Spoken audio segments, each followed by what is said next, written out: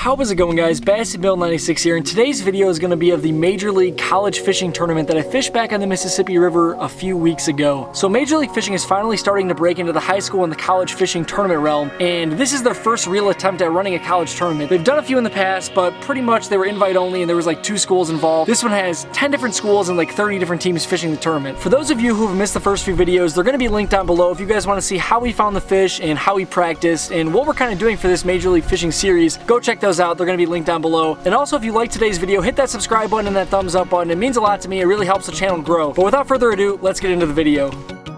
So we roll up to the launch first thing in the morning, and the Major League Fishing staff started going over rules, and they handed out scales and kind of explained how the format exactly works. Once again, none of us have ever really fished this format before, and using the app and stuff is something completely new to us because you're logging these catches real time. Every single time you catch a fish, you weigh it right in the boat, you release it immediately, and you log that fish in your phone, and everybody knows exactly how much weight everybody has at all times. So it's not like a traditional tournament where it's the best 5 fish and you bring them in at the end, and you have no idea how anyone else is doing. Okay, and there's a cat by me now. So after they explained all that, they explained how the periods are going to work, because during Major League Fishing, usually they have like 3 different periods with a couple break periods in between. And that's exactly how this college event is going to work as well. So we have 3 periods, each of them are 3 hours long, and we have a 15-minute break in between each period. During that 15-minute break, you can't fish at all, but you can move spots. So there's going to be a lot of strategy involved in where to fish and when to move and how you're going to exactly play out your entire day. And that is pretty much it. So luckily we got a good boat draw, and we were able to get to our first spot before anyone else did. Shout out. Hey, like and subscribe.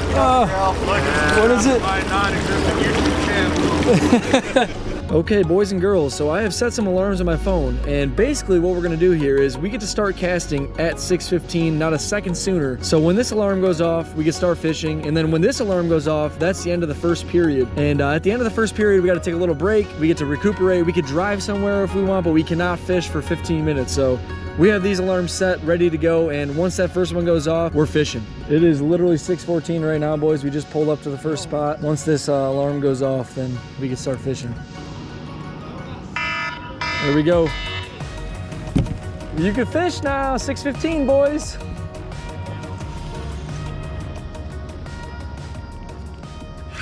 Got one. Yep, good one.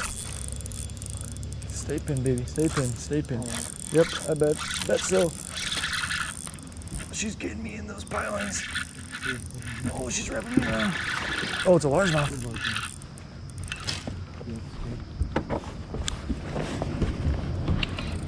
Come here, baby. Come here, baby. Good one.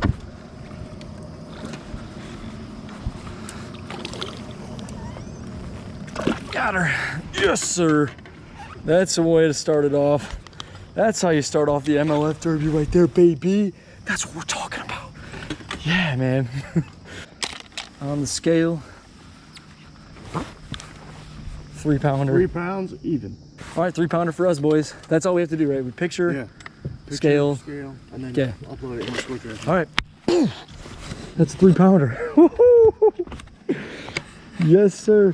All right, so you do the paper, I'll do the score tracker. Literally, like my second cast, I caught a 3 pounder on a shaky head right off the bridge pilings, and it sparked one of the craziest little flurries that I've ever seen in all of fishing. And luckily, we're fishing Major League Fishing style, so size doesn't really count. That first fish was a 3 pounder, which for this river, that was actually one of the biggest fish caught. But we caught so many bass off this bridge. They just absolutely went off. Dude, get on the right side of that piling now.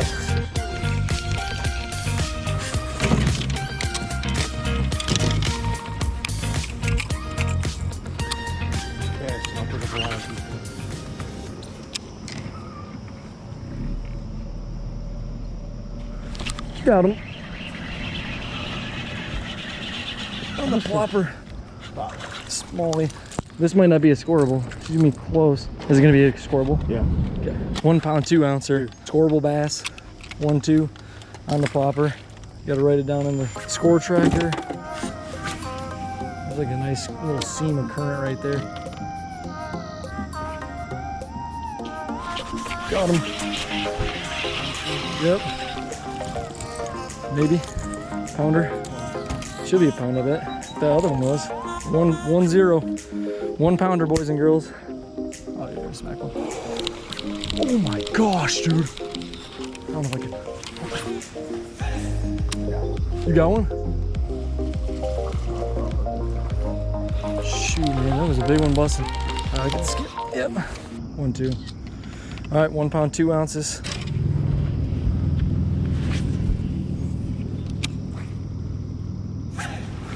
Got one. Yep, that's a good one. Oh, yep. Come on, baby.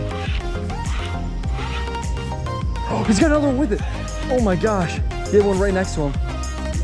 He's gone now. That's a good one though. That's another good one right there. 2.8.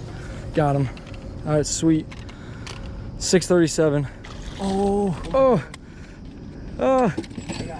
637. Wow, he didn't need it.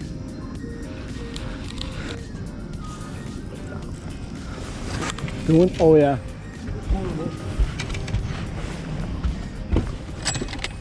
Scale is ready. 1 pound, 10 ounces. 1 pound, 10 ouncer. So we're catching fish after fish after fish on a whopper plopper, a popper, and the shaky head when they're not busting. We don't even know, we're like too hyped up and moving way too fast to even know like what's going on in the leaderboard. But at one point we looked down and we realized we had a nice lead. We were sitting way in first place with about 30 boats fishing this tournament. So we started out super, super strong. Unfortunately, that bridge pattern eventually died down and we had to move on and try to find some more fish. Yep. Decent one.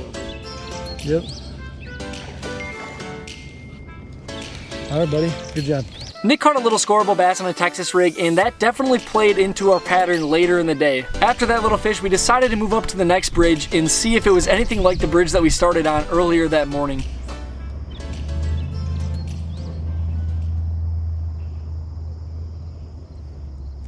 Got one? You getting both of them? What are you doing?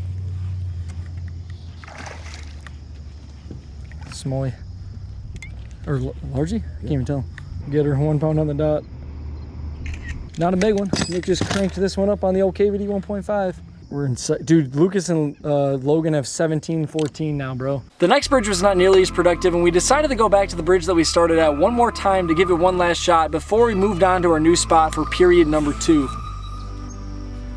We didn't land any more fish in period number 1, and we moved on to a new spot during period number 2. Okay, so period 1 is over. Very, very productive for about the first 30 minutes or so. Then it definitely died down for us, and we were kind of stuck in that area because we didn't want to waste time making this run. So we just ran up to our next spot during our little like off limits 15-minute period, break period or whatever. And so right now we are sitting in, we are in 6th place right now out of like 30 teams or so. So we had a really good, strong start. We just need to kind of back it up here. So there are a few teams that have kind of pulled ahead. There's like 3 teams that have over 20 pounds, and then there's a team with 18 pounds. Then it drops down to 13 in 5th place, and we have like 13 something as well. So we definitely have a chance. We have some really good frogging areas that we found in practice, and we're gonna get to it here right when 9:15 rolls around. So stay tuned, guys, and let's go catch some big old bats.